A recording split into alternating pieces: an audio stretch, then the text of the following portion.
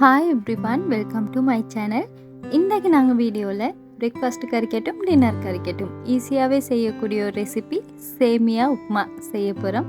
எப்படின்னு சொல்லி பார்க்குறதுக்கு வாங்க வீடியோக்குள்ளே போவோம். இன்றைக்கு நான் ஒரு கப் அளவுக்கு வறுத்த சேமியா எடுத்திருக்கிறேன். இது 100 கிராம்.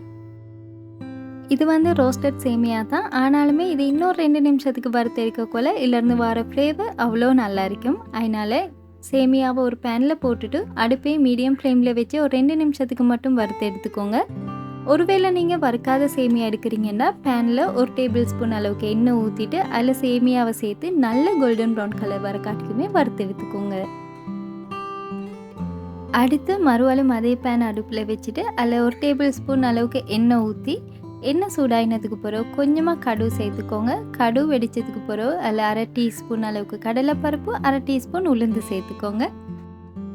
கடலைப்பருப்பும் உளுந்தும் இருந்தால் மட்டும் சேர்த்துக்கோங்க. இப்போ இதை வறுத்ததுக்கு பிறகு நான் ஒரு துண்டு இஞ்சி சின்னதாக சொப் பண்ணி வச்சிருக்கிறேன். இதையுமே சேர்த்துட்டு 2 பச்சை கொச்சிக்காய், ஒரு பெரிய வெங்காயத்தையும் சின்னதாக வெட்டி எடுத்திருக்கிறேன். இதோடவே கொஞ்சமாக கருவேப்பிலையிலையும் சேர்த்து எல்லாத்தையுமே நல்லாவே வதக்கிக்கோங்க.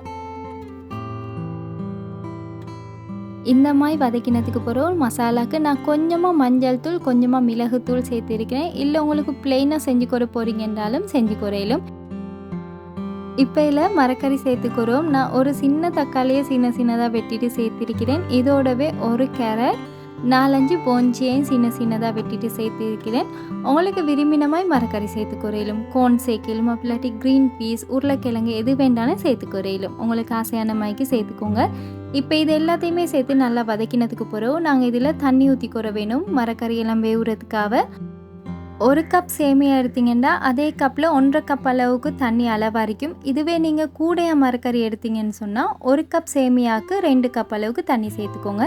நான் இன்றைக்கி கொஞ்சமாக தண்ணி மரக்கறி எடுத்திருக்கேன். இந்த மெஷரிங் கப்பால் தான் நான் 1 கப் அளவுக்கு சேமியா எடுத்துருந்தேன். இப்போ இதாலேயே நான் 1.5 கப் அளவுக்கு தண்ணியும் எடுத்துகிட்டு 1 டீஸ்பூன் அளவுக்கு உப்பும் சேர்த்திருக்கிறேன். உங்களுக்கு தேவையான மாதிரிக்கு உப்பும் சேர்த்து எல்லாத்தையுமே நல்லா கலந்ததுக்கு பிறகு ஒரு மூடியால் மூடி இதை அப்படியே வேக வச்சுருங்க.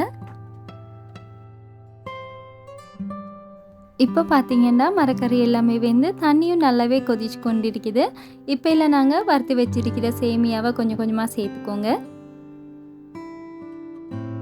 சேமியாவையும் சேர்த்து நல்லா மிக்ஸ் பண்ணினதுக்கு போகிறோம். இது ஒரு மூடியால் மூடி அப்படியே வேக வச்சுருங்க. சேமியா நல்லா சாஃப்டாக வெந்து வர வேணும். கொலைய மாட்டிச்சு, ஏன்னா நாங்கள் 2வது தைனமும் வறுத்துட்டு தானே சேர்த்திருக்கிறோம். அதனால் கொலையாமல் நல்ல உதிரியாக வெந்து வரும். 2லேருந்து 3 நிமிஷத்துக்குள்ளேயே சேமியா நல்லா சாஃப்டாக வெந்து ரெடி ஆகிடும். பாருங்கள் எவ்வளோ உதிரியாக இருக்குன்னு சொல்லி. பார்க்குறதுக்கே அவ்வளோ நல்லா இருக்குது. டேஸ்ட்டும் அப்படித்தான் நல்லா சூப்பராகவே இருக்கும்.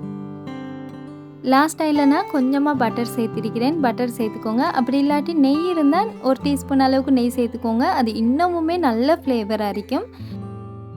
இது மாதிரி எல்லாத்தையுமே சேர்த்து நல்லாவே கடைசியாக ஒரு டைம் மிக்ஸ் பண்ணி எடுத்தீங்கன்னா டேஸ்டான சேமியா உப்புமா ரெடி.